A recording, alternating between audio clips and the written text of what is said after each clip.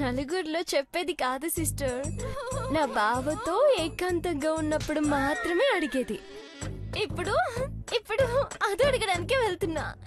Bye, good night. Sorry sorry sorry sorry, sleepless night.